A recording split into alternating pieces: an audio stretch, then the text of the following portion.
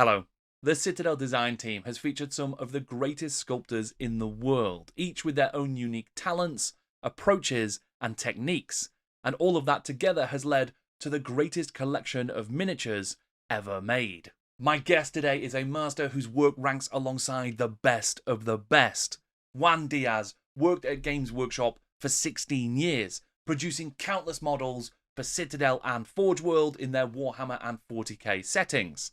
Amongst many of his amazing works are the first Demon Prince and Becka, and the infamously famous Daemonettes of Slaanesh. We talked about the culture of the company, how he came to work there, and some of the incredible people that he learned from, some of his favourite miniatures to make, and the materials and techniques he used to make them.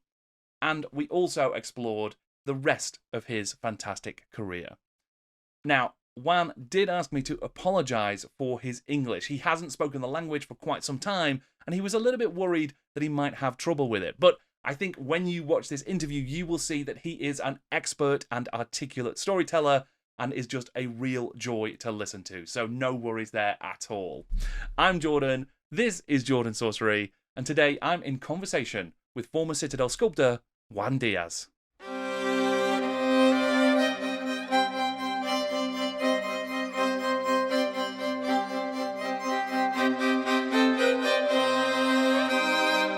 Juan, thank you so much for joining me. Really looking forward to chatting with you. I like to start just by understanding a little bit about how you first got started. So, where was your start with, I guess, the hobby and as a sculptor? Well, thanks, Jordan. Thanks for the interview. Well, maybe you haven't these kind of things in England, but when I was little, when I was like a toddler or something, we had these little cakes, right? These small cakes or franchises or cartoon franchises, Right. like Vicky the Viking. Maybe you heard about that. You know, the little Viking Swedish cartoon character. You know, cartoons like Sure, yeah. Tom and Jerry and all Tom these and Jerry, things, sure, right? yeah. Yeah. So we had these cakes, these little small cakes like this. Right. And we had inside them. No, well, not totally inside, but just on the top. You open it and you had a little toy, a little miniature in plastic, in colored plastic, right? They were polypropylene or polyethylene, which is like a soft. Well, it is a soft, but it's unpaintable. You cannot paint that unless you use oils or stuff. Right. So I collected all those. Right, I got huge collections of Pink Panther, Lucky Luke, Asterix, and Obelix, all these things. Sure, yeah. I got all these little miniatures in colors, right? And I don't think you ever had this in England, have you? Because I already talked to this. Yeah, not in cakes. I mean, like Kinder eggs have little toys in. They were like soft. They were like plum cakes with marmalade inside and covered in chocolate. So when you took the miniature off, they were all covered from one side. It was all covered in chocolate. So kids used to, we used to, like lick the chocolate of the miniature. Okay. So I have a huge collection of those. It was this kind of, introduction. I was like 6 or 7 years old, something like that. But I started, the Masters of the Universe? Yes. Yeah, the Masters of the Universe got them as well. I got several of them, like in a small. They are like 30 mil, something like a proper miniature, Warhammer miniature. Right. They were sculpted in big, I think, and they were all injected in plastic. So it wasn't paintable, as I said, because you cannot paint that. Sure. The paint apart from apart from that, and we had the Airfix models. Everybody talk about the Airfix models. I saw some of the interviews, the Airfix models. But we had 2 different kinds of Airfix models in Spain. Once they were the big expensive ones. They were in a box with the Airfix or Matchbox or whatever, or Rebel or whatever stuff. But then in the kiosk is the right word? When a kiosk. A kiosk, that's it. When you buy the newspapers and magazines, news agents and stuff. You could buy like an envelope, like a paper bag with a how do you call it? With an illustration, with a drawing of troops. imagine popular China.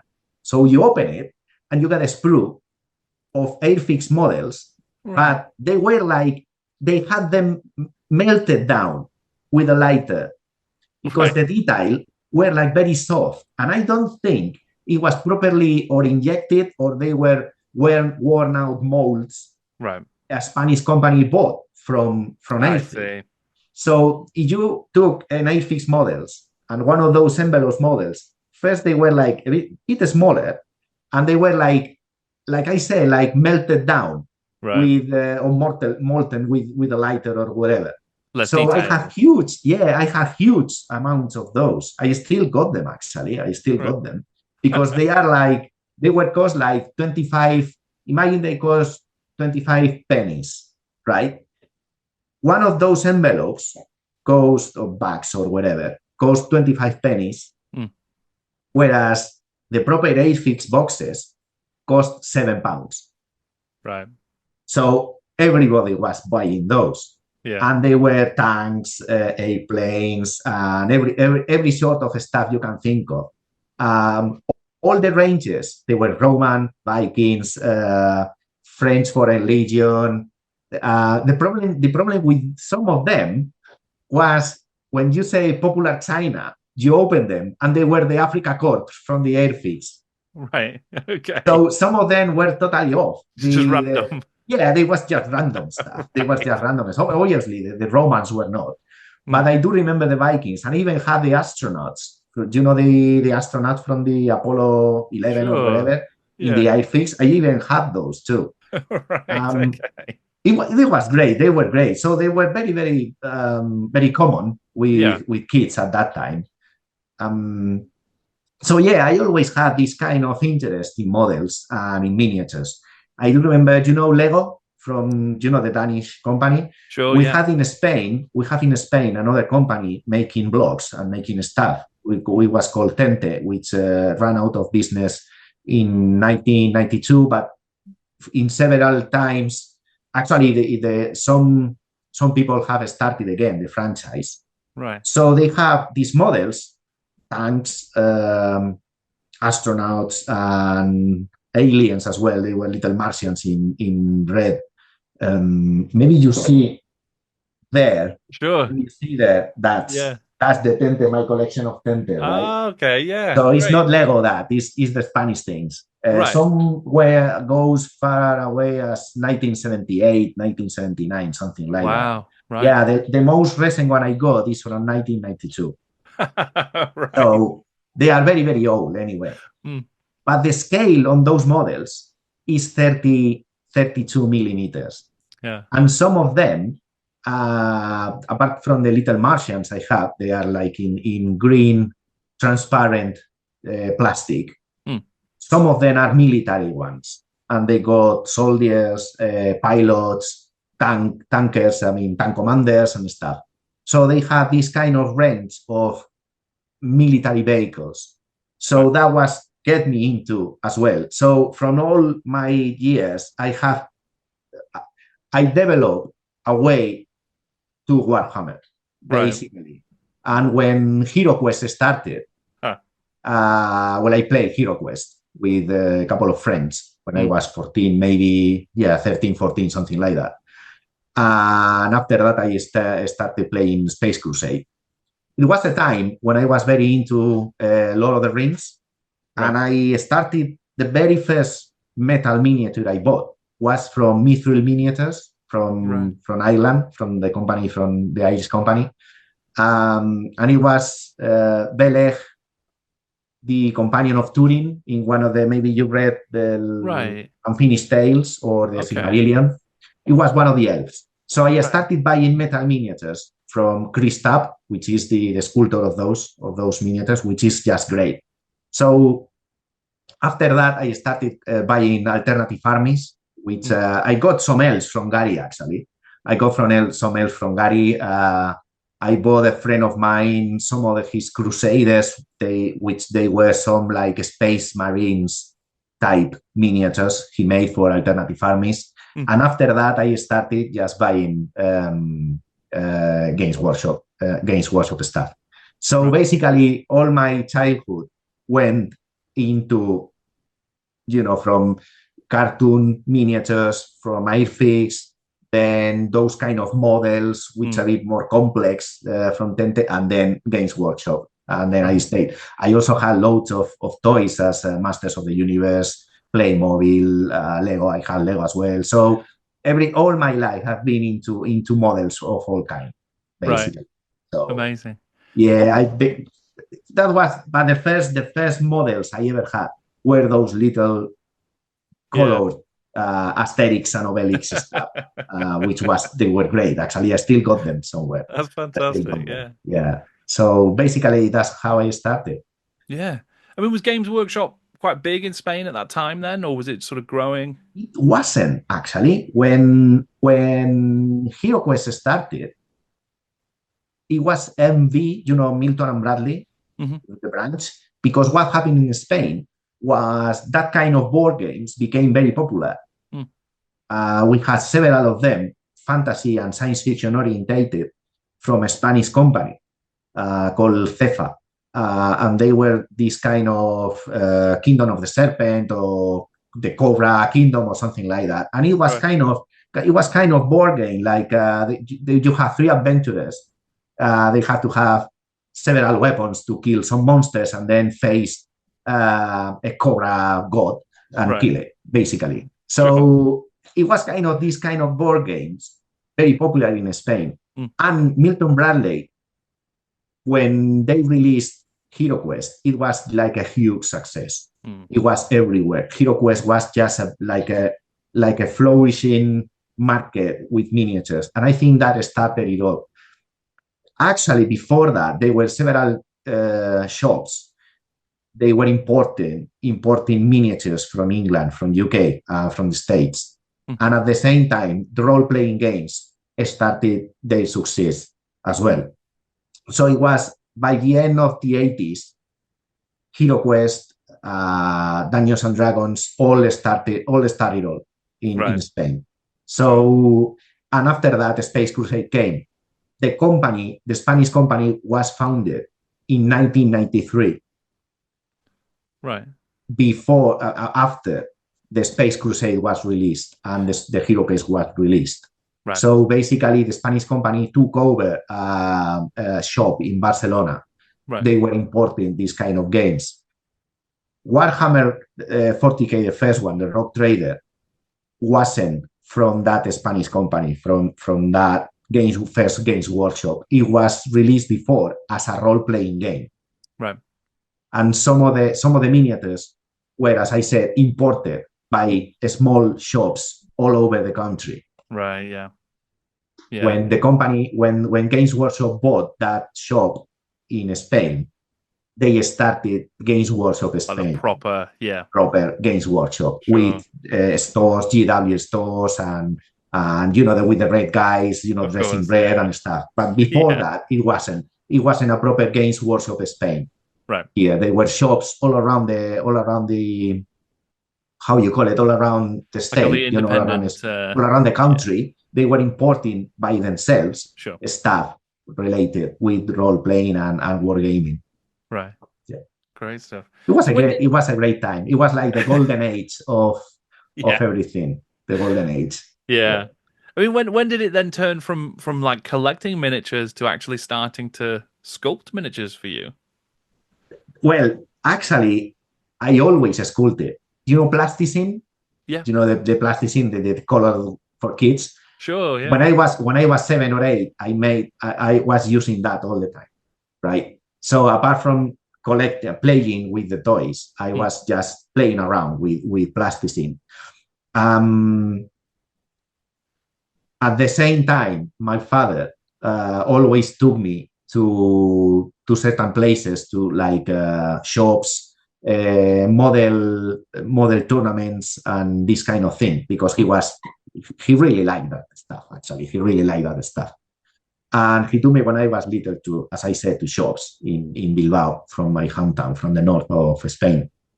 And I always took interest in sculpting stuff and drawing. My father bought me my first airbrush when I was 14 years old. I still got it somewhere in pristine condition. Some of the stuff is not, the crystal, the glass jars, one of them broke, but I still had that kind of airbrush that passion for airbrushing when I was little, and the same time as sculpting. So first I started using plasticine, then some air drying modeling clay. And when I started painting miniatures, they were like mithril miniatures, alternative armies. I started using that air dry clay for making conversion, making little sceneries and stuff. I still got them. I still got all the dragons I made with that air drying putty. And then I started painting. I was awarded third contestant in a painting tournament when I was studying at college, Fine Arts, 1996. So the guy from the shop hired me to paint historical models. Right. So for a year or so before starting at the store, at the GW store, I was painting historical models as a freelancer, basically. So this is something I could have been a great painter, because the guy was very into you. In a couple of years painting like this, you will go to tournaments and stuff like that. I'm going to tell you, because he had one of the oldest shop in Spain of miniatures and historical stuff. So he was really into taking me into contests, into painting contests and painting tournaments. But I started at the shop. At that time, from 1995 to 1996, something like that, I started using green stuff, because that guy from the shop gave me a roll of Duro, of the green stuff, the original Duro epoxy ribbon. And I was making little conversions and things. So I was sculpting way before using green stuff. I had, one thing.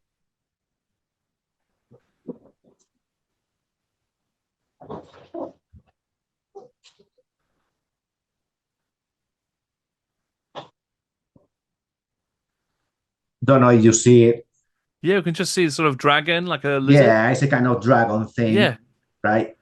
This is from 1995. Amazing. And this is made in air drying putty. Right. So I never showed this to any of the guys at Citadel. Actually, I was very ashamed of that. But now they are okay. I got another one, right? Which is great. kind of Hydra. Yeah, that's very old, as I said. And this is just a drying putty. It is no armature inside. Right. So it's just when it was drying, I just put more putty on top, basically. I had loads of miniatures, small skeletons dead in the ground, because I was making my own Hero Quest game at the time. So before using green stuff, I had like 2-3 years of sculpting these kind of models in putty, in air drying putty. And when I was using green stuff, it was like, well, this is nice, because you don't have to wait until it's totally dry. In a couple of hours, it's just hard as stone, and it was okay.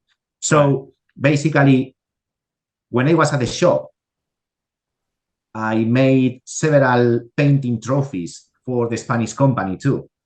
It was a Space Marine based on a drawing from Mark Gibbons. You know that Blue Angel, which is on a couple of stairs, like that old very illustration, that very old drawing, and Terminator and some Blood Bowl trophy, with a ball on the ground like that. A Blood Bowl football ball, how you call it? Blood Bowl football ball. Anyway, whatever. So sorry for my English, actually. It's fine. It's great.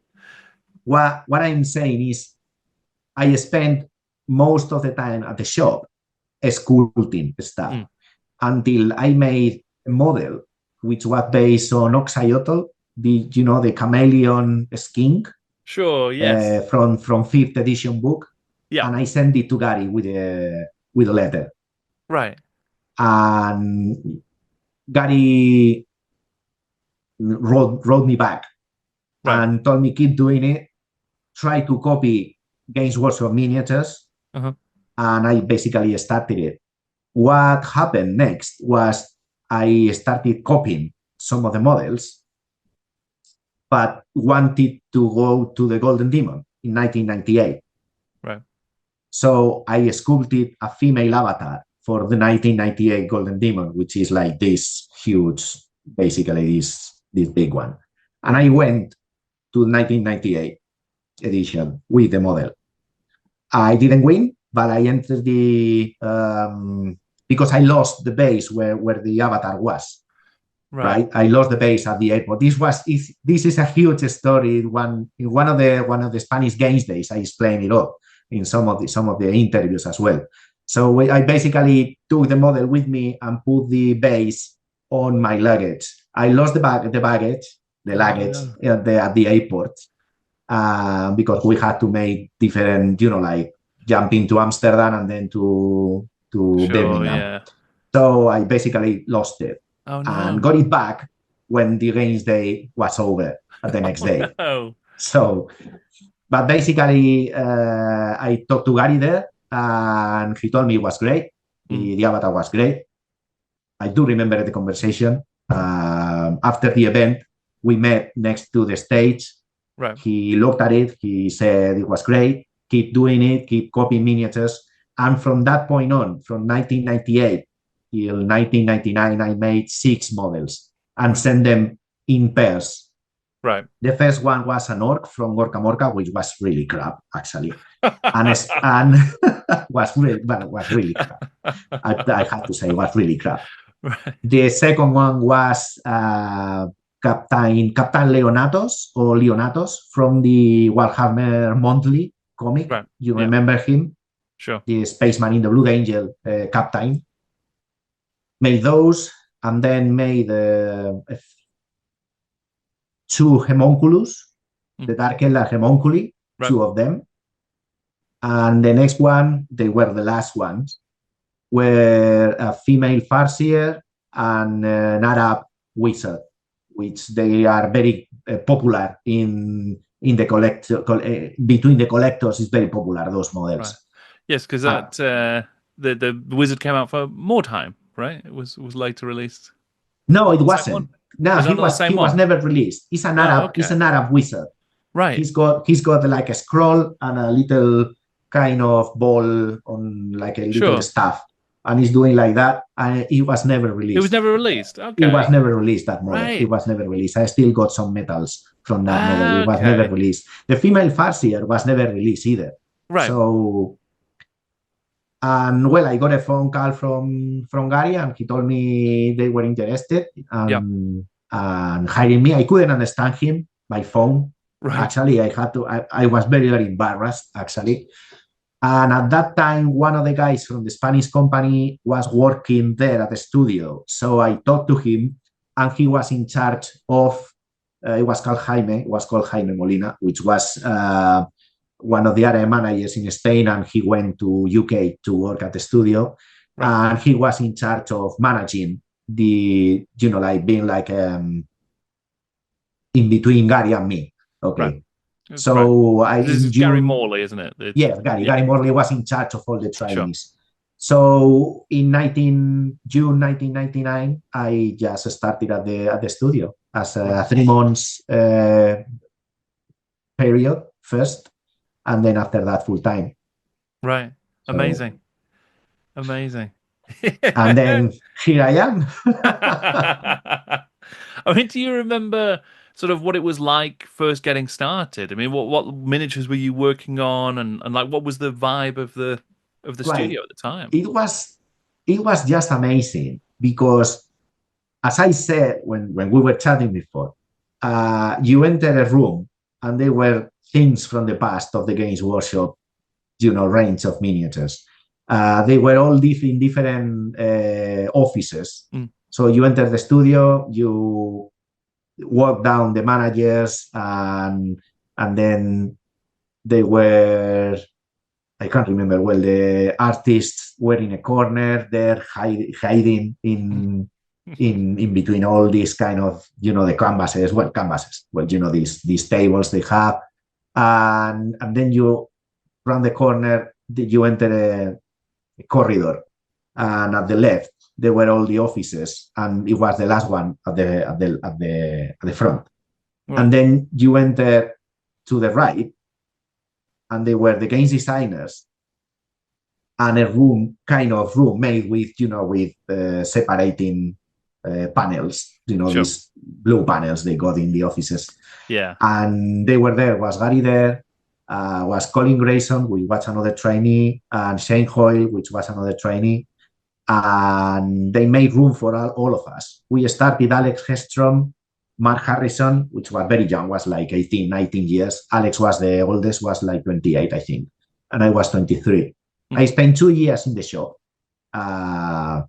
when I entered in when I was 21. The show was great, right? But the studio was kind of a level up of stuff. You know what I mean? It's like, well, this is great. This is where all the magic starts, kind of. The games designers were playing all the stuff, like they were writing down things. They were the little offices.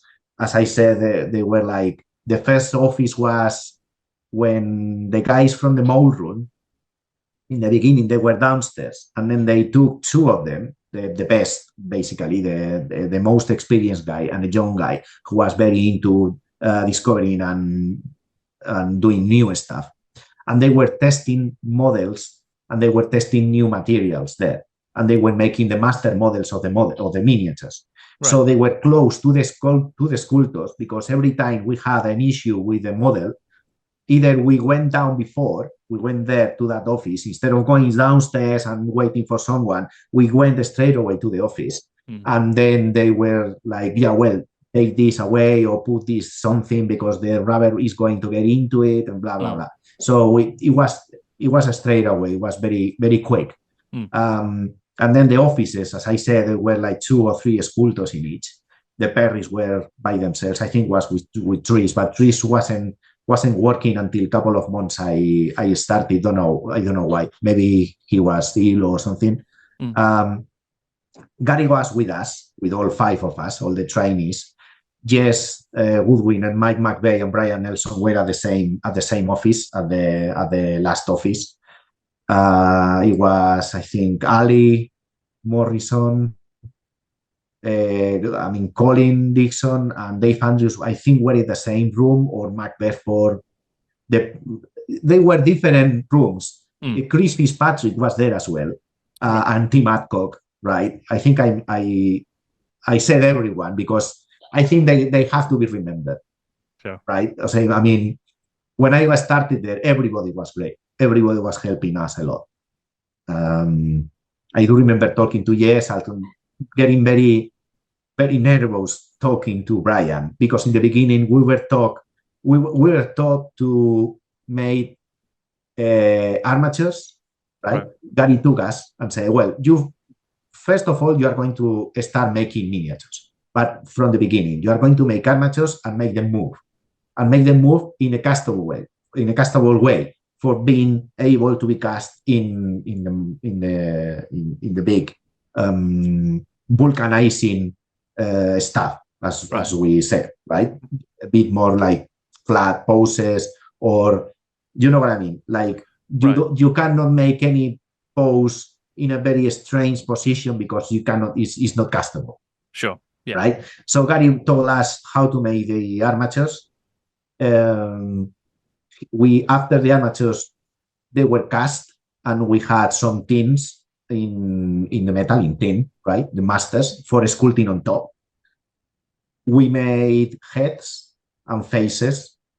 We made weapons, like start using milliput, flat surface of milliput, scraping it down and cut some weapons with the handle as well, with shafts. And after that, War Master came in. So the vibe was, from the very beginning, from 1 month or 2 months, we were already making production models as War Master models. So it didn't take us so long to feel part of the team, of the sculpting team, you know what I mean? Right. Because we were asking things, people were telling us, we went to briefings, Gary was there all the time helping us. The other guys were very, very nice to us as well. You could ask anything. And after working on that, I mean, after the work, after the job, we went to Bookmans to have some pints, talk to the chaps. Me and Alex and I went to have some pints through Nottingham, all the pubs and stuff, talk about miniatures. I went down to mail order to buy some stuff with Mark as well, some Eldar, because he's an Eldar lover too. Actually, he won a Golden Demon with an Eldar Warlock on a jet bike. Right. From 1998, he won a Golden Demon, and he had, the Eldar on the bike. Right. And the little sculpture of the Golden Demon, because at that time, there was this kind of a small sculpture of the Golden Demon. It wasn't the big one yet. It was the small one in golden metal. I think it was brass or something.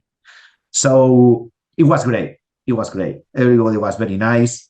The Perrys were just amazing, because when I started in Nottingham, I went to a flat, when a renting house. I went to a renting house.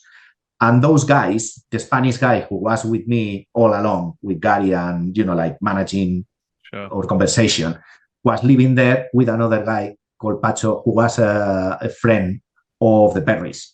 So we basically, from the beginning, I started going out with the Perrys, having some pints and going there to his place with this guy. And so I was totally unknown to them. Yeah. The very first month, I wasn't there, but not working. I spent 1 month going to the company for meeting the people and going out with the guys without working there yet. Right. So when I started, I could enter and say hello to the Perrys and say hello to the guys. And, hi, Juan, hi, Juanita, because they call me Juanita anyway. So it was great. It was great. So I spent 1 month going out there and getting drunk with the guys and say hello and basically building up like a relationship with them. So it was great. It was great. Then after that, we changed rooms. After being there for in a year or so, people started leaving. Chris Fitzpatrick left. Mike McVeigh left. Shane Hoyle left as well. And then other sculptors came in. But yeah, it was great. It was great. So I got several memories of that. I cannot talk about them because they are like over 18 years old. But it was great. It was great. So many memories of those guys. I bonded a lot with the artists, with John Wigley and Alex Boyd, Paul Dainton. I had a great bond with that. Karl Kopinski as well. And then his brother, Stefan, I think. Stefan. Right.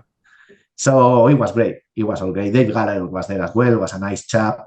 Everybody was nice, actually. I think it's because I was like a kind of a Spanish jolly guy.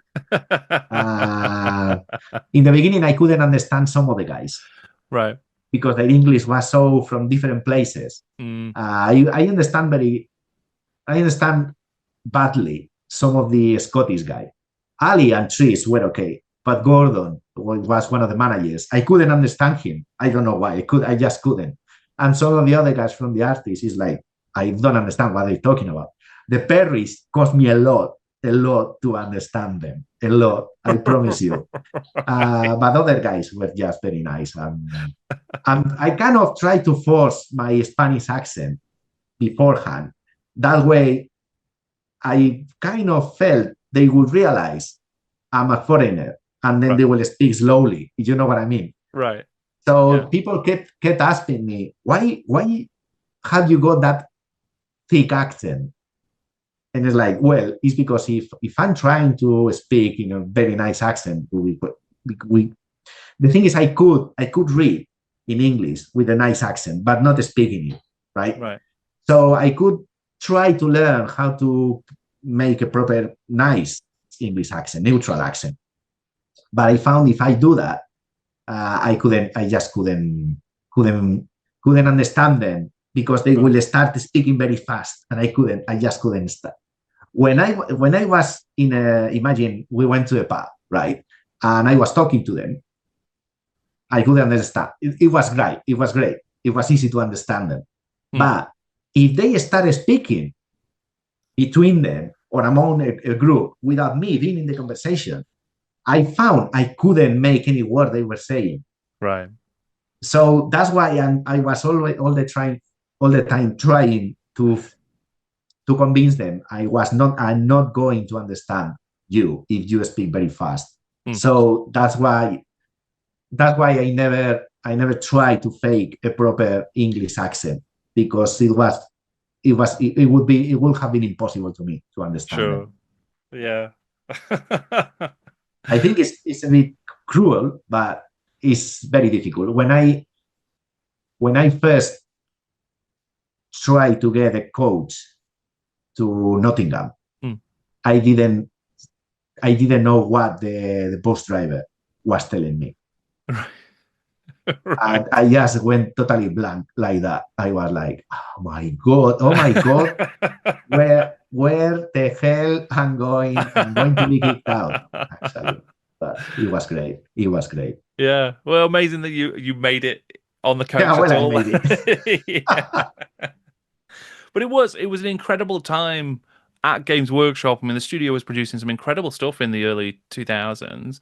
I mean, one thing I think people will remember a miniature that you made was Be'lakor for the Storm of Chaos, right? I mean, do you remember much of the process around creating that? Because it was quite an important new character getting his first model, wasn't he? The Demon Prince. Yes, well, it was the second Demon Prince I made. Right. In 2002, I made the 40k Demon Prince. Of course, yeah. Right? Which was very important at that time. I do remember Alan Merred wasn't pleased with that because it was too big. And he went off the base, the 40 mil base. Right. His feet were off the base, just a tiny bit. And he was like, well, he's getting out of the base. We cannot put a bigger base because blah, blah, blah, blah. But at the end, they use it. And it was very popular at the time. So when I made Be'lakor, I was working from Barcelona, right? Right.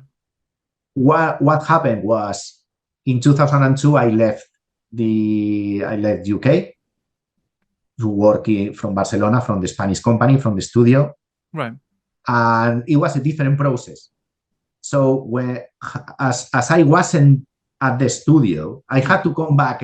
I had to go back every 3 months or so. Right. I normally took a brief of the model when I went back, took it, sculpted it, and sent it. Right. Basically, and send some pictures through mail. Sure. Take the pictures, make a kind of composite with the poses and the mock-up of how it was going to be, send it, get approved, talk to my bosses. And Be'lakor, I do remember it wasn't my design, right? Right. It's, you designed Be'lakor. No. I just sculpted it based on someone else's portfolio. At that time, because the designing of miniatures had changed through the time I was there.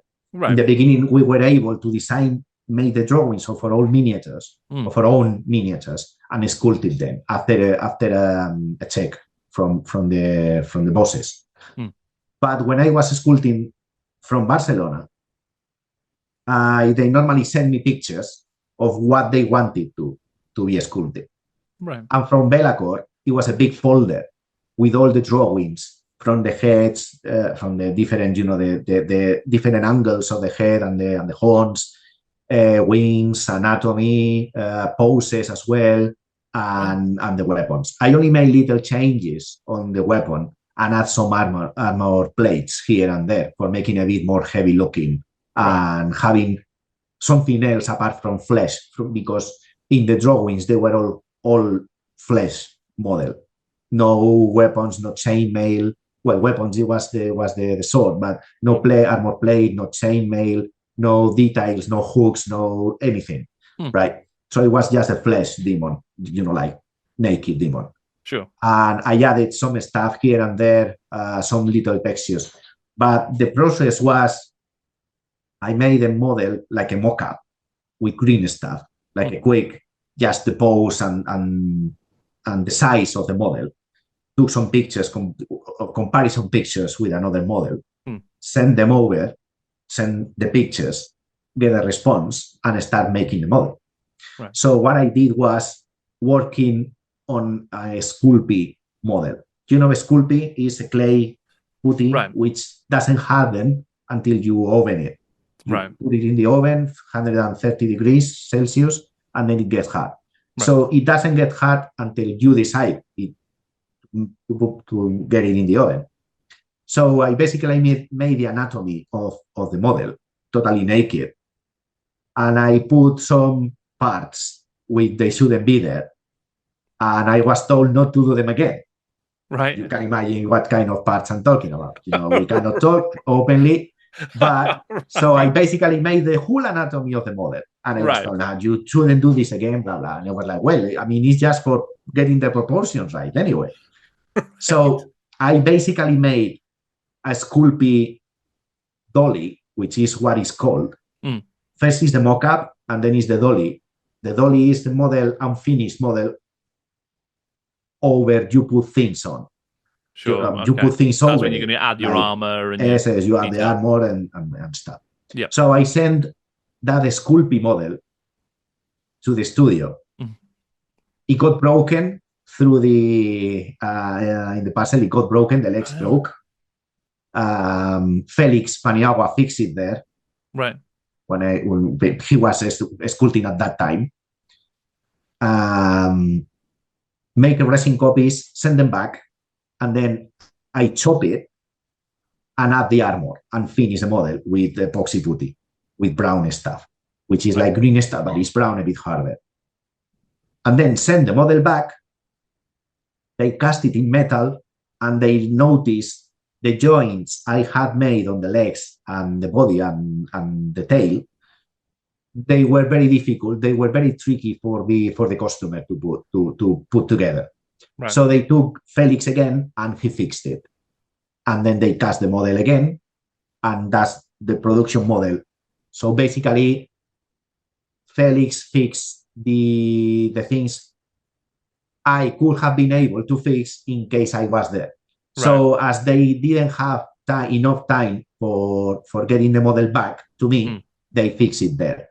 This is something which normally happened when I was working in Barcelona. If they saw something which was important, but they didn't have enough time for sending me back and then fix it and send it back again, they will fix it there. And some of the models I did, not suffered, but went through this process of fixing. So Bellacore was kind of not the first one, because they already did with some space marines I made, but it was something it need to be done. Right. Not detail, but the fixing of the joints on the model. So Felix fixed it for me. Right. Okay. Yeah. Because that's quite a complicated process. I mean, the logistics of getting the miniatures around across Europe essentially, and that was a problem. That was a problem which later on it will take its toll. Right. Sure. Right. Because obviously when the computer came in, it could have been fixed. But we will talk about later. Sure. Anyway. So, well, yeah, that was a problem which I always knew it will get it back. You know what I mean? Yes, it can't last forever because it's complex. Yeah, that's the thing. Yeah, so I mean, because you worked on, a whole range, loads of amazing models in that time. Another one that I think or a range that I think is still really highly regarded, much sought after still. Your Daemonettes, the Slaanesh Daemonettes. I mean, Yes, do you recall working on that range yeah, of I miniatures? do recall them. I mean, loads of people enter the hobby for the Slaanesh Daemonettes.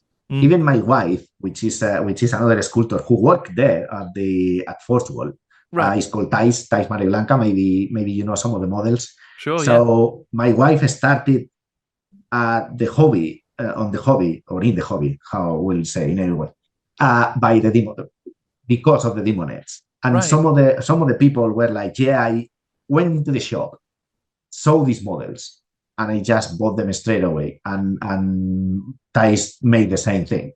So it was like, yeah, I entered there. I didn't like the Space Marines, didn't like the Eldar, didn't like this, but I saw what is this thing? Is this what are those? Oh, those are demons from Slaanesh, one of the gods. Blah blah blah. Yeah, I bought them.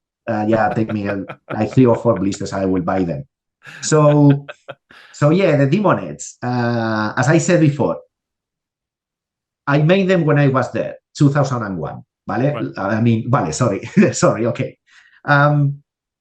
I mean, vale, because vale is like, okay, in Spanish, right? Actually, I'm going to get off a bit. Alex, when I was talking by phone, or when people from Spain went to UK, to the headquarters, we were talking in Spanish, and we were all the time, vale, vale, vale, okay, like, okay, oh, yeah, it's great, okay, and things. And Alex was like, what does it mean? I mean, what does it mean? What does it mean that vale, vale, vale? You are all the time, all the Spanish people are all the time saying that. And they're like, yeah, well, it's okay. So it's okay, okay. Why don't you say okay then? It's like, well, because it's all the Spanish language, right? So sometimes I will say vale because my mind goes straight to it. So basically, the Daemonettes, I started making them in 2001. At the end of 2001, basically, more or less September, November, or something like that. I got a brief of making those Daemonettes, right? I got some drawings from Karl Kopinski, which I just changed some textures, but not too many of them, right? They were, at that time, was dating a girl from the studio. And the very first drawing, well, as I remember, okay, you could, if you will make an interview with him, you can ask him about this anyway. So I do remember having this drawing of his girlfriend with a horn like that, and with piercings all over the place. And on her left or right arm, instead of having a spike or a claw, it had this horse-like skull, all sculpted, like bound together to her arm. Sure. Right? It was very different from the Daemonettes, from the claw-like stuff Ali Morrison made. And I quite like the feeling of the girl with the horns a bit distorted. So I started making that and made my own drawings and several concepts and stuff. And I changed the claw into an oyster texture. So they are like coral, mother of pearl, that kind of oyster looking. Instead of a claw, it would be like a shell or something, right? Like it has been growing in waves, that kind of texture. So I made as well some concepts for the heads in Sculpey, like this big bust, right? I still got somewhat there.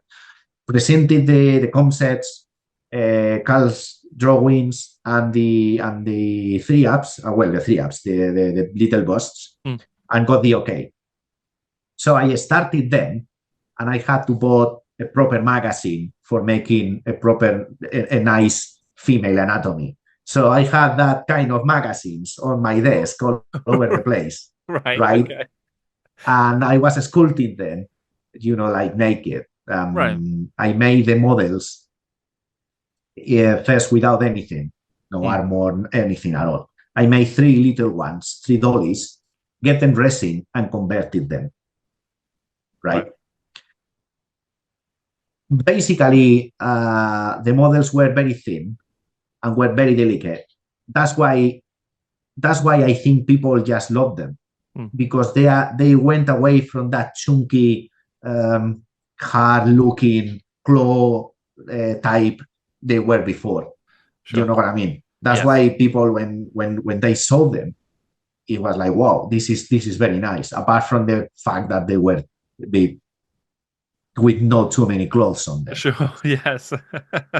One thing they didn't like, and they changed it, is I did change the clothes. They didn't like that. And the fact that they got both, they didn't have both genders. I don't know if I can say it. Because in the beginning, the Slaanesh stuff was male and female. You have, like a separation, like male and female chest. I didn't make that. And I didn't make any with bulbous eyes or with a crest or bold. I made them all with tentacles.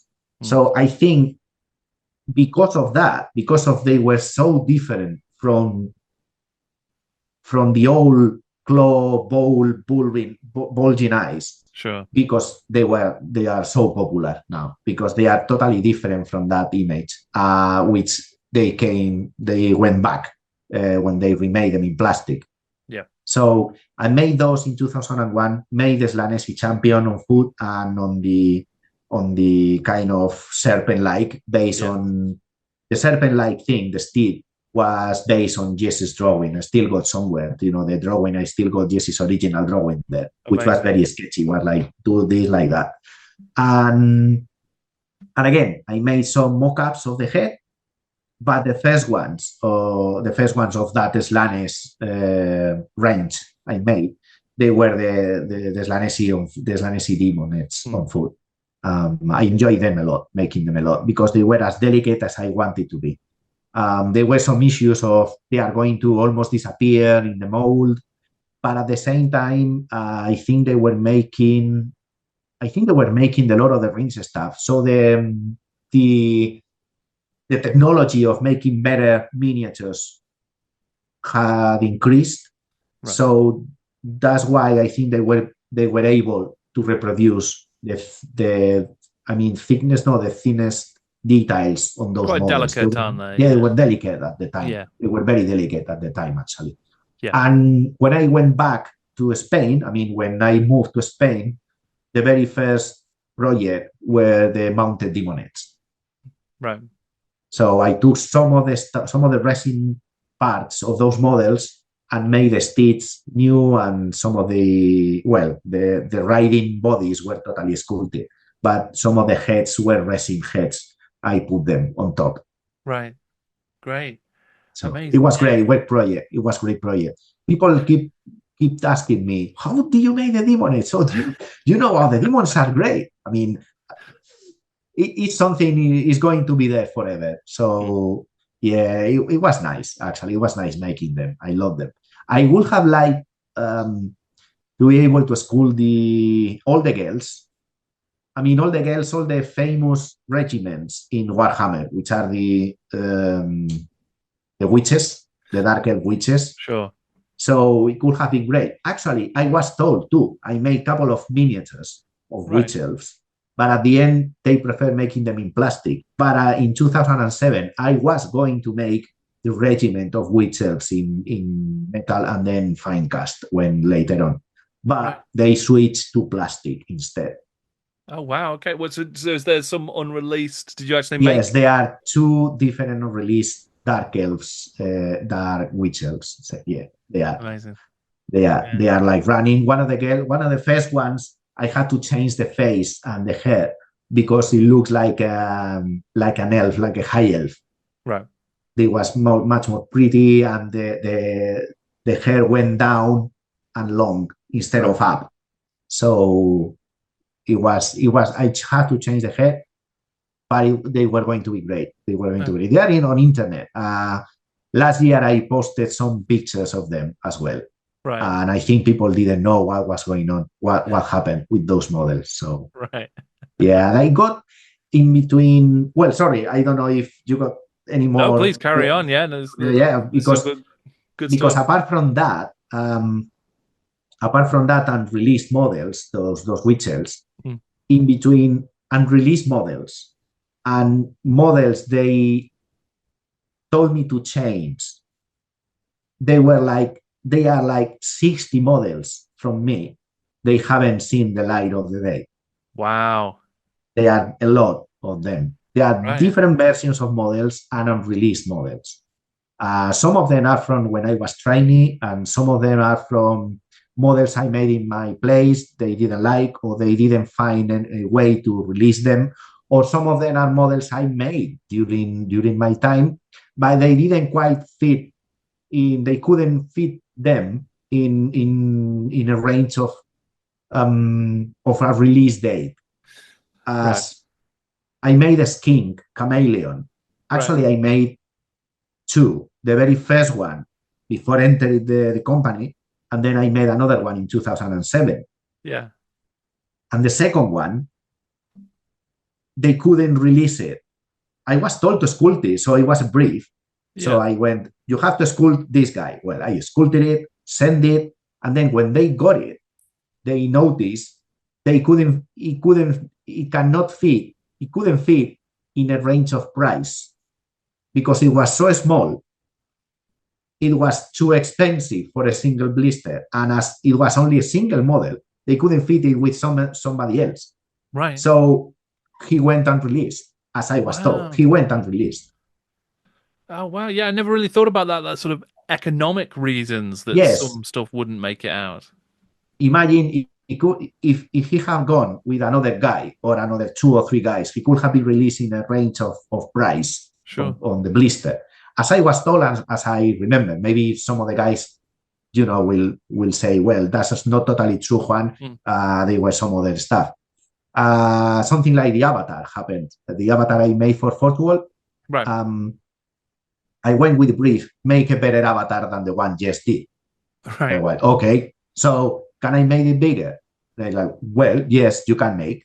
I made some pictures of the mock-up I made with the model on like next to him, and the avatar was like that, and the model was like that. Took the pictures, okay, go ahead. Got a mail from Ted Williams at that time, which was my boss, and said, yes, says the legs are too short. The lower leg is too short. Make them longer. Well, that will make the miniature longer and taller. Yeah, don't worry, because it's that. Cut the torso, whatever. So I made the lower leg a bit longer, more elder proportions. So made the model, start sculpting it, being 2 months in briefing. So sculpt the model for 2 months, change this, change that, send the model to the company. Yes, got the model. So the proportions were not totally elder. Got Mark Harrison to change some bits here and there. Get the model back to me. I copy those changes because they allow me to do it as it was a big release as such important model. They wanted me to do it by myself instead of getting someone else remaking bits, because they were important bits. There were some features of the face, some part of the back. The shoulder pads need to be bigger. The cloth need to be different cloth. So basically, I made the changes, sent the model, made custom in metal, and when it was in metal, somebody went to my boss table and saw the model was huge, and they didn't release it. Right. So after 3 months of working on a model, at the end they didn't release it. So I didn't know they were not going to be released until in Spain, when I was working there. I was working there, but one of the guys from the trade guys, showed me the release list of the new Eldar army, and it was like, it's all Avatar, isn't it? And he told me, yeah, it is. The old Avatar is not Joe's Avatar, because they saw me sculpting it. because I was there at the Spanish headquarters. Yeah.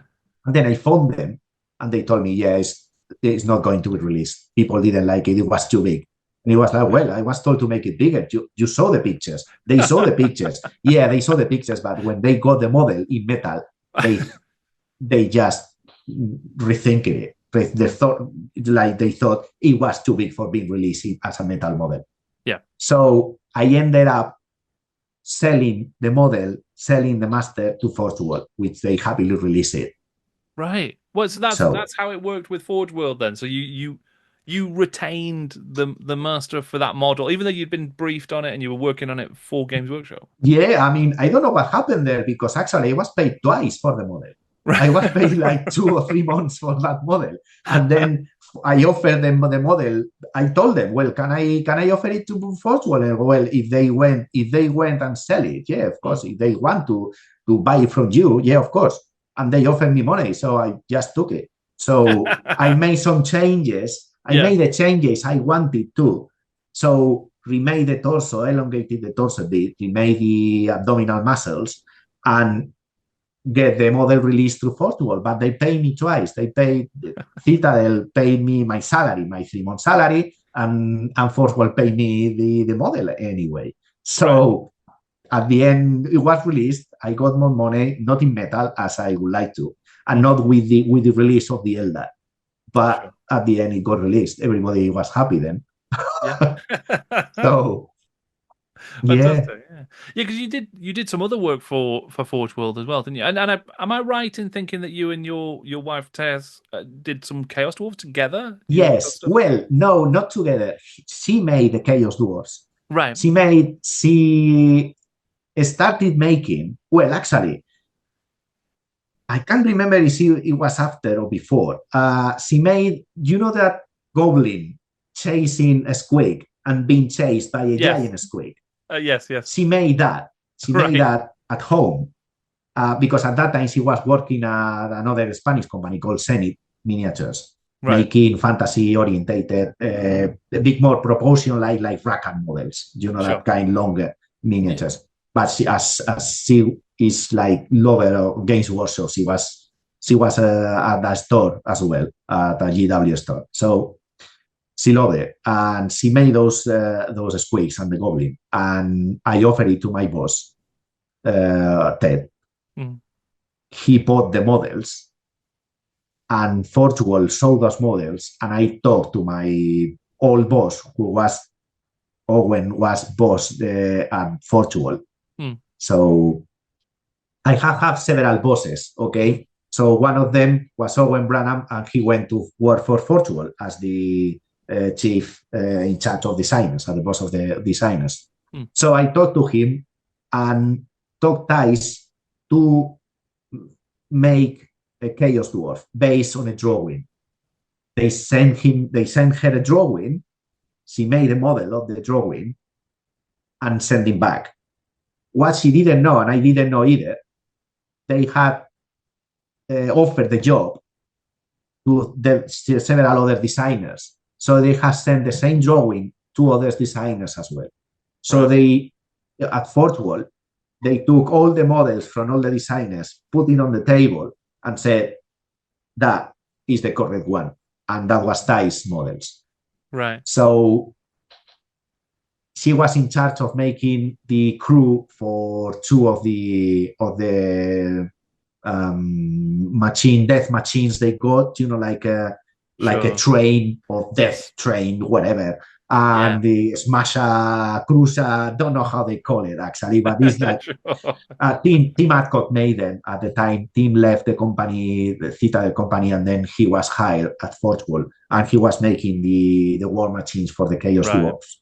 So she made the crew for both of them, and then after that she made another big boss, which with a smoking pipe and a staff or something, like a big axe. Yes. And then she made the last one for Forge World, was a Chaos Toad, like a frog, big frog, like a Nargle frog, eating like a maggot, like with a tongue or something like that. So she made like 9 models for Forge World, and after that she started making some other stuff for other companies.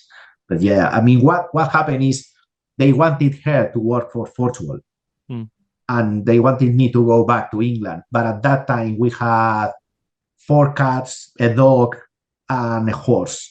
Right. So it was impossible to move back to UK. It was totally impossible. So she had to decline working there because they needed to work from there at least for some months, for 6-7 months, for a year or so.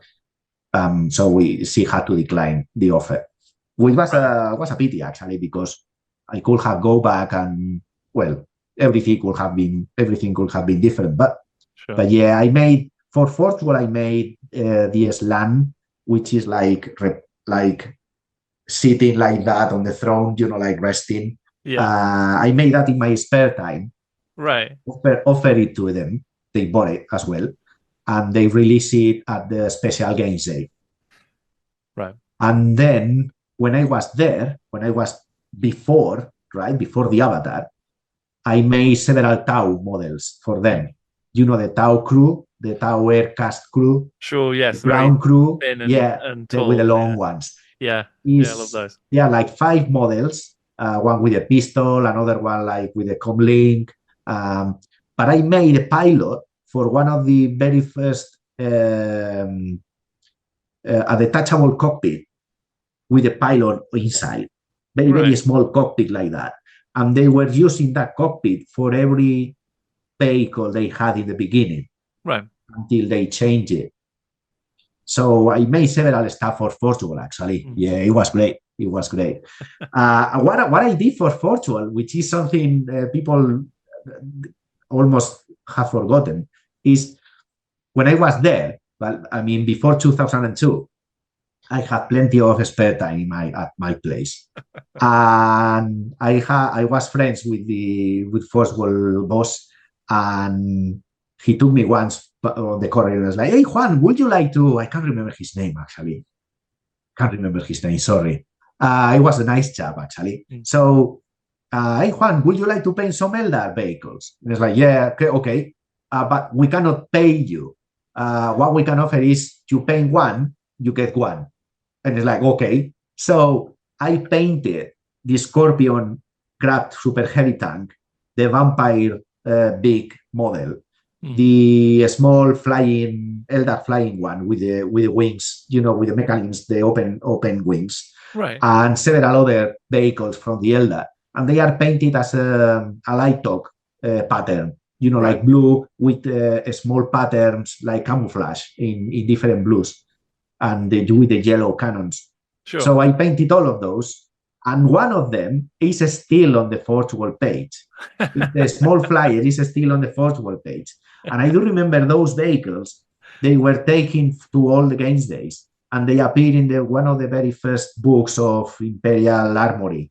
I can't remember. Do you know those books when they appear all the vehicles and all the heavy tanks? Yeah. So basically, along with that, so my name has several other miniatures painted. So I have been a painter, a sculptor, and in one of the books from the Slaanesh, the Slaanesh book, the thing library, the Black Library. Yeah, that one, the very first one. The Liber Chaotica. Yes, the Liber Chaotica ones. My drawings, my concepts for the Daemonettes appear there in the book. Yeah. So I've had illustrations, sculpting miniatures, and painting in the stuff in books in Games Workshop, and even in the webpage there is a vehicle painted by me, which is like, hey, wait, amazing. That's great, amazing. So what happened with the drawings, with the concepts of the Daemonettes? When I was making the Daemonettes, I handed down my concepts to the artists as well, to Carl and all the stuff. And when they were gathering all the artwork for making the book, they took my concepts as well, and they include them in the book. But they didn't know I made them. So when I got the book and saw my drawings, went down to the Black Library guys and said, "Well, look, I made those." "Oh, we didn't know that because we gathered all the concepts and illustrations from that department." Like, well, I don't mind because the book is already there. What happened was, when they released the Nargle book, they put my name in the Nargle book. And I didn't make any Nagel drawings. So basically, I got my name in 2 books. And it's just a madness thing. I think in the beginning, from when people went mad because their names were not in the right models. Right. So they were complaining, and one of the guys from the magazines had to come down to the studio asking which miniature had made which sculptor. Like, did you make this? Did you make this? Who made this model? Who made the other models? To put them right. Because the sculptors were really, really so mad. It's like, whoa, they put me someone else's name on my miniature, blah, blah, blah, blah.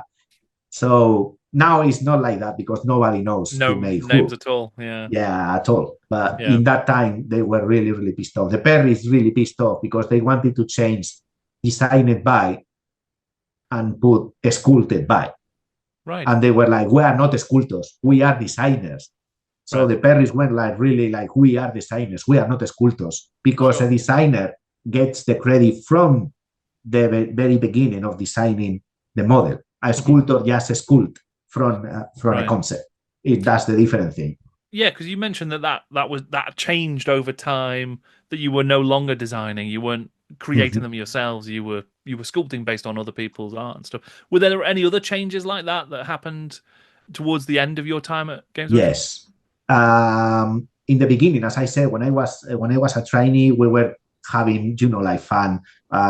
We had a briefing, we had a paper which, like, you have to make 5 dragons with an Exarch with a 5 pike. And then we made some drawings. Between Mark and me made the drawings for those 5 dragons. We presented the drawings to Gary and said, oh, that's great. Go ahead, sculpt them. I do remember we made those for the High Elves, the Phoenix Guard, the Shadow Warriors, and some other stuff, right? And then they gathered a different thing, which was a couple of concept artists, a rule designer, one of the games designer, and a master sculptor, which was normally Jess, or it was normally Jess because he was the best designer at that time. So they made different concepts and gave us what the Carl or Dave Gallagher had drawn on some approved seal, like a A4 paper, with different concepts, all approved by someone, by sign. And then you can sculpt, but based on any design from this, take this bit or take the other one, or take this, but you have to sculpt just what is here on these papers, on these concepts. Later on, they changed. So it was like, you can sculpt, you cannot sculpt, you have to be based. You have to be based, but it has to be like this. I do remember when I was here in Spain, the very first ones, the Dark Eldar, Jess sent me the pictures, the drawings. One of them has to be exactly the same pose, like Yuri and Rakar, the homunculi, the master homunculus, or how do you call it? The guy with arms and with the side inch and that guy. Yeah. That has to be exactly the same pose. Exactly the same pose. But Lilith Hesperax, it was a neutral pose. And it's like, make the pose you want, but it has to be exactly as a drawing. Okay. So it varies depending on the project and depending on the time of my time there. At last time, when the last couple of years, I do remember, it's like, well, you have to make the Rock Trader Space Marine from the cover. There's no chance of changing it. I only had to change the plasma gun because they didn't like it being on the. I made a concept of how it would look, but they changed into a plasma pistol instead of a plasma gun he had. Do you remember the Rogue Trader? Sure, cover, which is like a gun here, like on the forearm. And they wanted it to be more like the modern. Yeah, more like a more that time. That's right. So sometimes was copy exactly the drawing, copy just elements of the drawing. And when I had drawings from John Blanche, it's like copy the detail, but not the proportions, because John Blanche made them huge and elongated models. And I do remember once I made the proportions right on one from John's, and I was told not to do it again because it was actually I had to change the model. I had to change the length of the Inquisitor, the Inquisitor Gel, which the plasma with the Inferno pistol and with the staff. I don't know if you remember her. I don't remember that one, but it's an Inquisitor from Witch Hunters or Demon Hunters. Sure.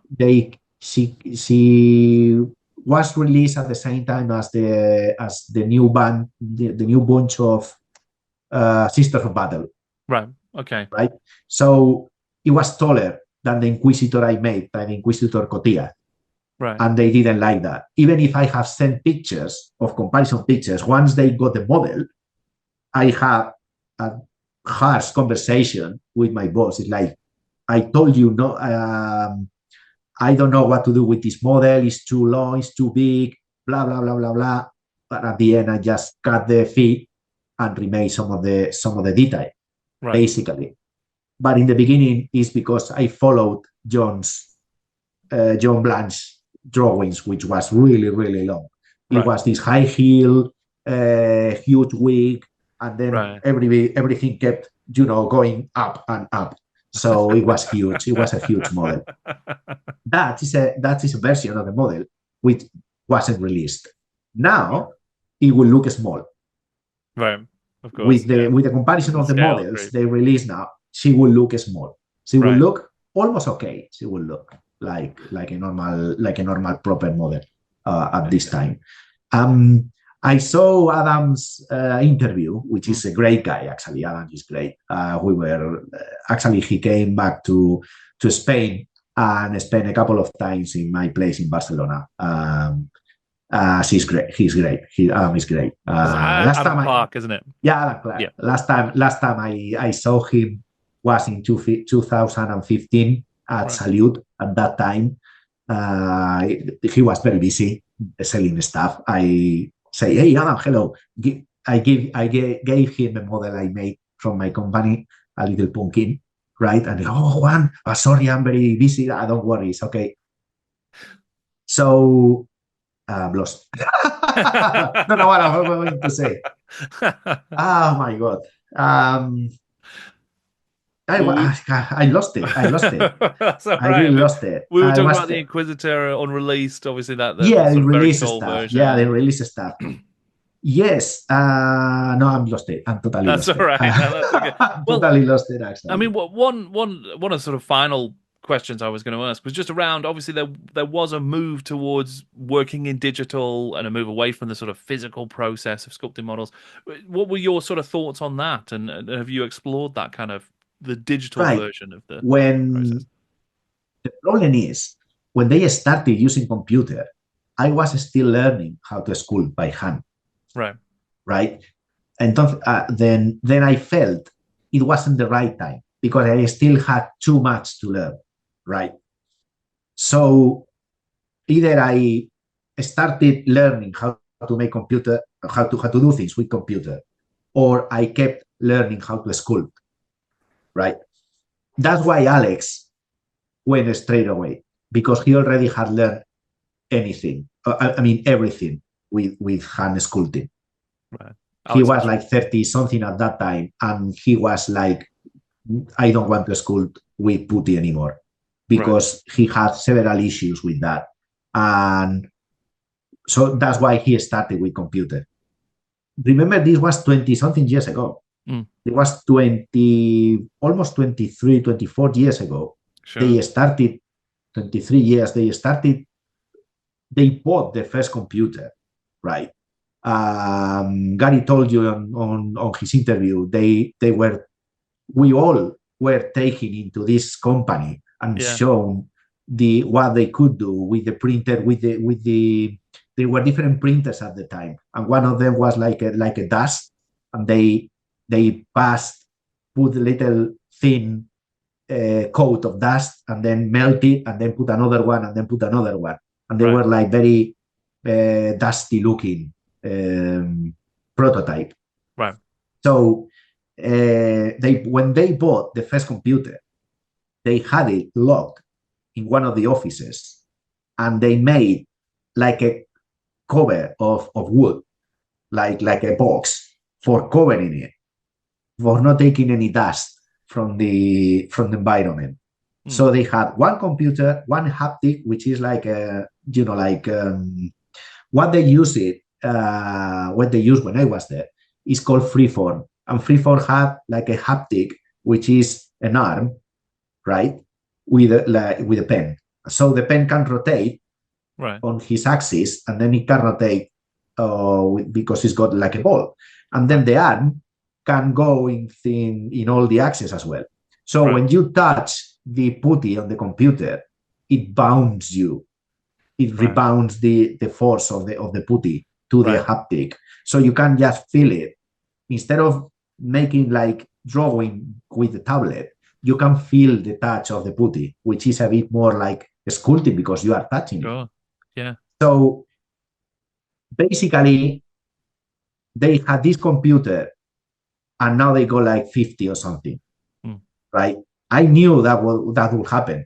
Chris Fitzpatrick told us when we were having some pints, like in the future, like 20 years or something, you will select the pose of the model and dress it with stuff and push a button and the model will be printed. And that's exactly what has happened. So still you can work it. You can still work on a sculpt. Yeah. But it will reach a time when the artificial intelligence will only need to press one button to release like 1,000 space marines, different space marines.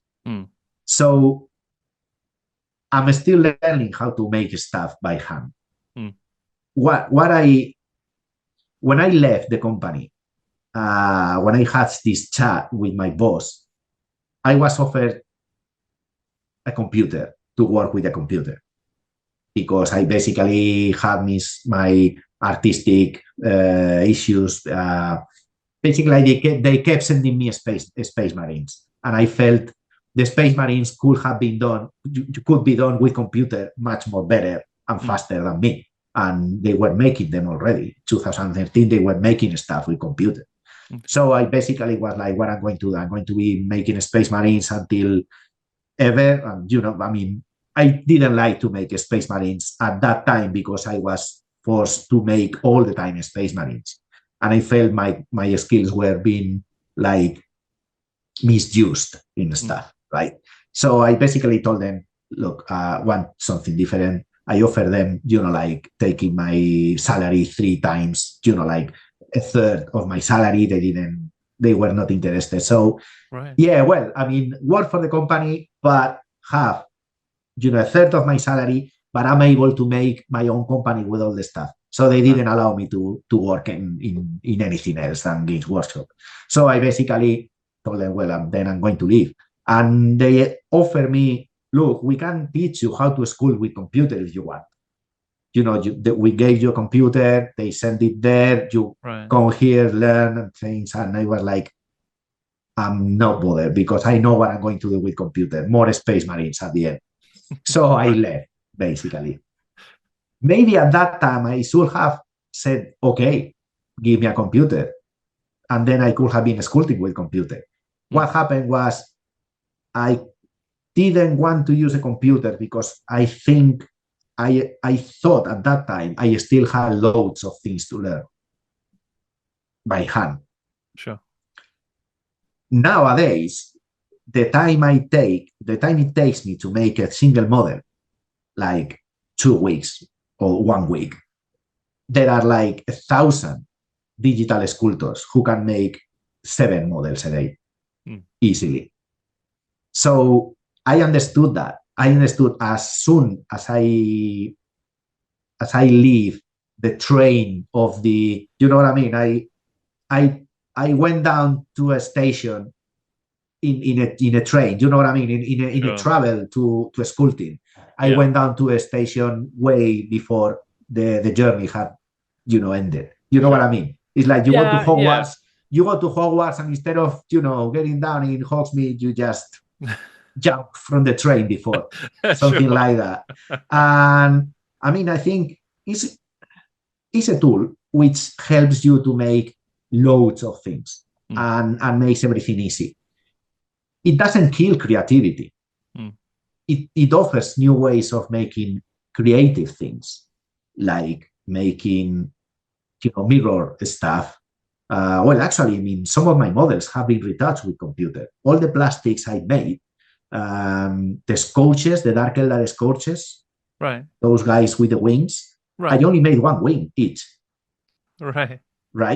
And they were too thin. So they made like 5% bigger, thicker. Right. And they made it mirror in computer. So right.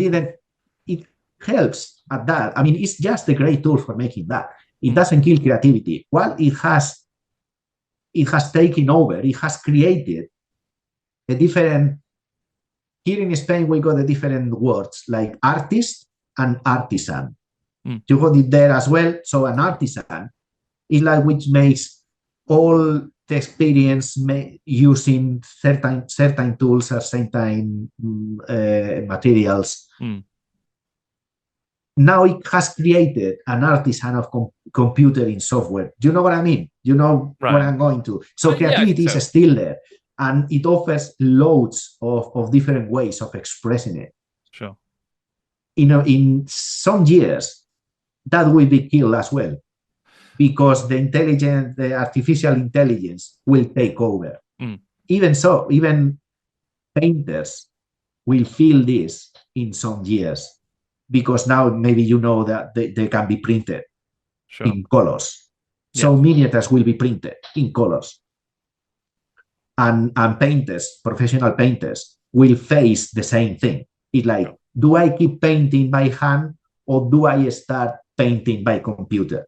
Because painting by computer will be a huge change in the hobby, because you will have the archive, the STL archive, and then you won't need to paint it, the colors. You will just select, like illumination here, another glow, intensity. You will change that, and then will you print it with some command on the computer. Yeah. So we cannot change. I think something must to be retained in some places. You know what I mean? The artisan has to be maintained in some ways. So I am retired from professional sculpting. Actually, I am retired because I cannot. It's not fight, okay, but I cannot compare my work to all the digital work nowadays, because it's just impossible. Nobody will be able to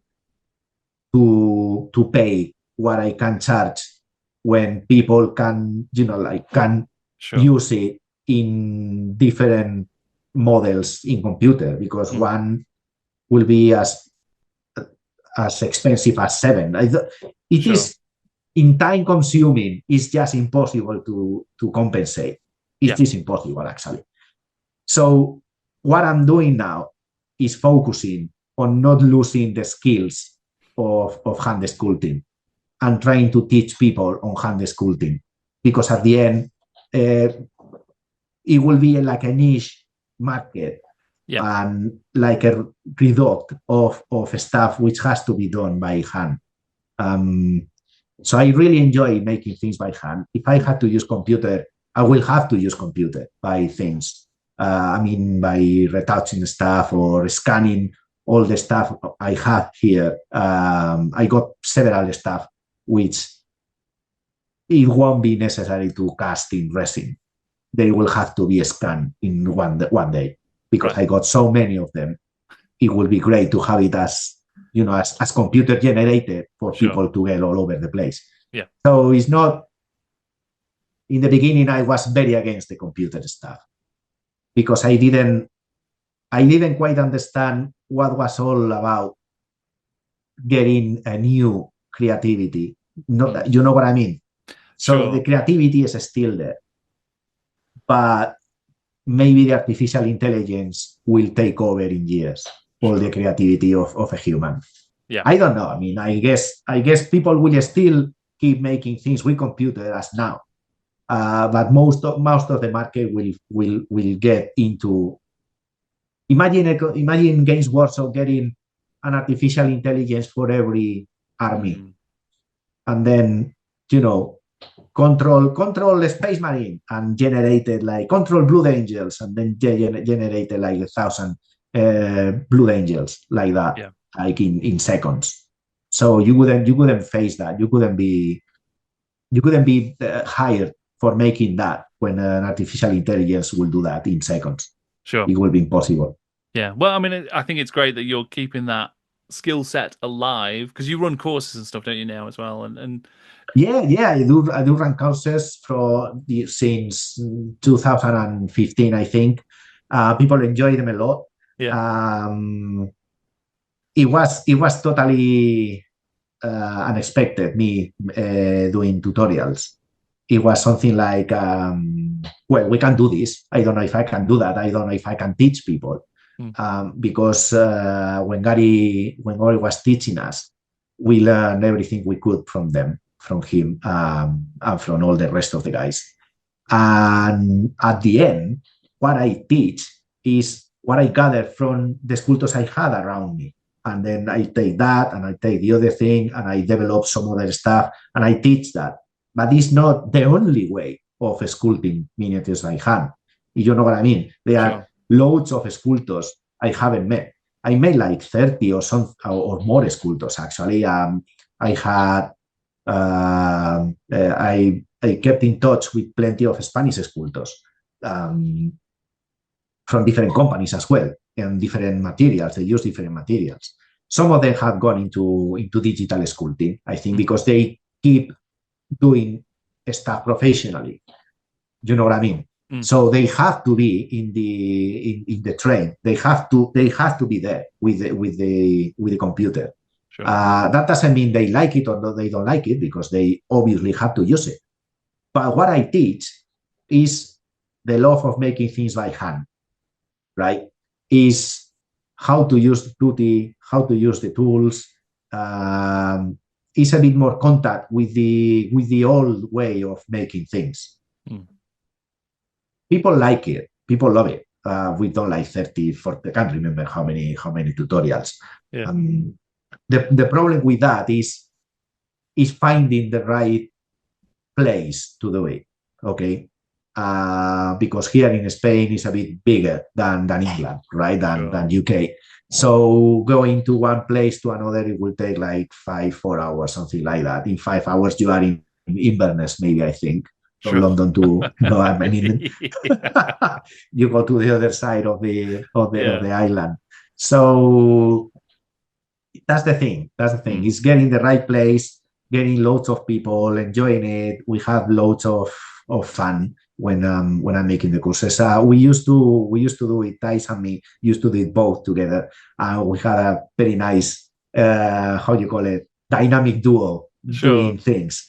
So it was fun. It was really fun, actually. I mean, it still is fun. Last tutorial I made was of making molds and making metal castings of our own miniatures. So the first tutorial last year, I took three pupils, 3 guys, for making a Space Marine in one weekend. Right. So I made the armatures for them, made the weapons with putty, right? But they made all the armature of the model. They made the armor, the head, the hands. They put the backpack and stuff. So I took those models, make resin castings, and convert them for making them in metal. So gave them back, and they made the molds by hand and cast them by hand. So it was really fun. Actually, it was really fun. That's the thing. It's like getting people involved in how the things were done years ago. Because nowadays it's like, well, it's not as easy as pressing a button and the models is there, right? Because you have to wash them, you have to with UV light and stuff. You know, the resin prototype, the resin itself is not as quick as making a resin casting by hand, which is in 30 minutes, you can just take it from the mold. But the process of melting the model, I mean, melting the metal, and their faces were like, "Oh my God, this is great," because they saw the metal being, you know, like liquid, silvery stuff, and they were like, "Oh, this is great, and pouring it into the mold, and it was great. So, I mean, I quite enjoy making courses. We got a Twitch channel as well. I hope having some in English as well, because now we do it in Spanish. But I would like to just make it a bit more, you know, like broad orientated for people, because there are plenty of people asking me, will you come over to Germany to make a tutorial? It's like, well, yes, I would, but it would be like too expensive. It was like, it's very, very expensive. So what I'm doing now is, you know, the Apothecarion campaign, the beneficial, right? Is called the Apothecarion. Right. Is beneficial is called the right word when you are doing something. Oh well, yeah. Sorry, beneficial. Beneficial. Yes, right. Forgive me. Yeah, that's it. For fighting against cancer in children. Right. Okay. Yeah. So what I am sculpting now is an Apothecarion from the Space Marines, from Primaris Space Marine. It's in my Instagram as well. Yeah. So a guy from Amsterdam, which is a Spanish guy, right, is working on it. So he approached me a couple of months ago if I wanted to collaborate with them. So basically, it's all European painters and people from the hobby paints Apothecarion, a Space Marine Apothecarion. Right. Sure. Yeah. The apothecary. Yes. Yeah. They paint it, and then they will gather in 5 sets, which each of a conversion from me. So I'm making 5 conversions, right? And then I will insert that conversion in one set, and then they will basically sell it like a raff, how would you call it? Like a raffle or a raffle. That's it, raffle. Right. Okay. So what they will do is take all the money and give it to an organization, a beneficial organization against children's cancer. Oh, that's great! So, so it's all in a charity fundraiser. Yeah, it's a charity. Yeah, it's a charity collaboration. That's the thing I'm doing. So you can go to my Instagram and check it. All the pictures there from that Space Marine I'm making is from that. Brilliant. From that the charity collaboration, which is going okay. It's going great. That's great. Yeah, I'll put a link to that in the description below so people can go that would be great. Yeah, that would be great. Fantastic. Yeah, I think there is an artist called Baharro, which makes this huge display with all the Space Marines and things. He's collaborating as well. He's a great artist. He's great. So there are plenty of people from the UK as well. So have a look at the campaign, at the charity campaign, which is great. Yeah. And as I said, it would be great having a conversion from Juan Diaz. Don't know how much is going to be all the stuff, but it could be great. It could be like in March. But the end of March will end the campaign. So I have plenty of work to do. Sure. Well, Juan, I thank you so much for joining me to chat and for sharing this, because it's been awesome. It's been really great. Thank you. Thanks a lot. Well, I hope my English hasn't been a problem for the viewers. Well, I don't think so. Thanks a lot, Jordan. Thanks a lot, very, Jordan. very well. Making a great job with all these interviews. It's great. So thanks a lot. I would like to say thanks to Gary and all the rest of the chaps. Adam is great. Martin Futi was great. Alex is great. All the chaps were great. Yes, Goodwin was one of my mentors as well. Brian is the best sculptor. And the Berries, they will keep me calling Juanita anyway. Anyway, thanks a lot to all the people there. Thanks a lot, Jordan, for giving me this opportunity to have a chat with the guys. So thanks a lot. Thank you. Thank you so much, Juan, for joining me to tell me some of those amazing stories. It was a real joy. Just great stuff. Thank you so much. If you would like to find out more about Juan's current work at Tiny Tales, you can do so via the link in the description below. And if you would like to support the work that I do here, interviewing the people who have helped to create Games Workshop and investigating the history of the tabletop, then I would really appreciate it. You can do so via my Patreon, which is also linked in the description below. You can also listen to my interviews as a podcast. Just search for In Conversation with Jordan Sorcery wherever you get your pods. You'll find some other awesome podcasts from me there as well, including the GW Films Club and the GW Books Club if you're interested in those. Thank you once again to Juan. Thank you for joining us. I'm Jordan, and this is Jordan Sorcery.